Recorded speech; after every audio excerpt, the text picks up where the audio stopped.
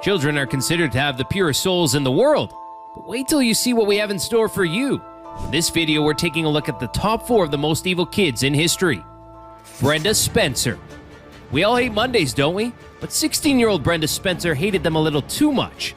In January of 1979, Brenda Spencer went to her school, Grover Cleveland Elementary, with a .22 caliber rifle that she stole from her house. That day, Spencer ended up killing 2 people, including the school principal Burton Ragg and custodian Mike Susher, and injured 8 students along with a police officer who was trying to calm the situation down. After all of that, she locked herself in her house for about 7 hours, refusing to come out, saying that she shot up her school because she didn't like Mondays. Every day I live with, the knowledge that I took the lives of children.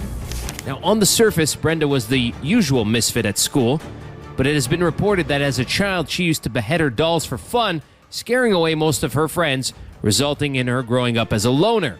This is known to be the first mass school shooting that the USA ever experienced, triggering a chain of similar events for years to come. Currently, Spencer is serving her life sentence at the California Institute for Women after she was tried as an adult and pled guilty to 2 counts of murder and assault. Edmund Kemper. Famously known as the co-ed killer, Edmund Kemper is one of the most brutal serial killers this world has ever seen. So it took everyone by surprise when it was revealed that he was only 15 years old when he murdered his grandparents with no remorse, which was the beginning of his reign of terror. Even as a child, there was just something off about Kemper. He was extremely violent, killed his family cats, and made up all kinds of disgusting games. But even then, no one saw it coming when he confessed to killing 6 female hitchhikers along with his own mother and her best friend. He then raped their corpses, mutilated them, and buried them right in his backyard. At the age of 14, he ran away from home when his mother started to notice the signs. He went to live with his grandparents, hoping for a better life. But this was also when Kemper shot his grandparents, committing his first murder after he got into an explosive argument with them. When he confessed to his crimes, Kemper admitted that the only person he truly wanted to kill was his mom, and the rest was just what he called a waste of time. I knew a week before she died I was going to kill her. After all of this, the murderer was arrested on 8 counts of first-degree murder. In prison, he attempted suicide twice and even requested the death penalty. The court ruled against it so the cruel man could live with the guilt of all that he has done. Eric Harris and Dylan Klebold.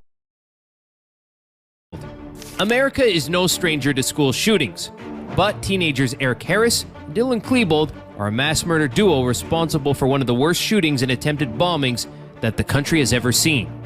On April 20th, 1999, Harris and Klebold showed up at Columbine High School with guns and opened fire, killing 13 people and wounding more than 20 others in the process.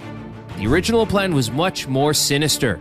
I will freaking kill you! I'm gonna pull out a goddamn shotgun! The two had originally gone to the school cafe where they placed 2 duffel bags, each containing a 20-pound propane bomb, timed to explode at 11:17 a.m. When the bombs failed to go off, they opened fire on their schoolmates. The shooting started at 11:19 a.m. when the 2 boys showed up dressed in trench coats and started shooting their fellow students outside. They then moved into the library, and in just 15 minutes, Eric and Dylan had killed over 12 students and a teacher, along with wounding several others. At exactly noon, the 2 boys shot their own selves, putting an end to their heinous killing spree. People are getting shot all around me. To this day, no one knows why the 2 boys did what they did and whether or not their victims were chosen at random. But what most people believe is that the shooting was their way to take revenge on their peers for making them feel like social outcasts, leading to schools all over America adopting zero-tolerance policies towards bullying and any kind of violent behavior. Do you really think that that was all there is to Eric and Dylan's actions? Josh Phillips. Josh Phillips looked nothing more than an ordinary boy, going about his day, even stopping by and saying hi to the neighbors once in a while. But not for a second did someone suspect that he would turn out to be a killer at the age of 14. The story starts when 8-year-old Maddie Clifton mysteriously vanished from her house. As a result, tons of search parties set out in search of the little girl. The whole town was saddened by her disappearance. After a week of no answers, the poor girl was found under Josh's bed, stabbed to death.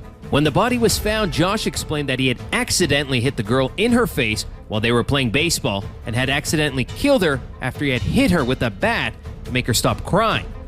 The cause of Maddie's death obviously wasn't being hit. After hitting her, Josh had also stabbed her to death with a knife and then slept on top of her rotting corpse while putting on a show and joining search parties. Later, it was revealed that Josh had also strangled her before the stabbing to try and kill her. After Maddie's body was found, Josh was arrested within seconds in school and was charged with first-degree murder, shocking everyone who thought he was just an innocent little boy. I had this kind of like a little apology litany thing I go through to make certain that she knows that that I'm sorry, you know. That's a wrap for the top 4 most evil kids in history. Which one of these stories freaked you out the most?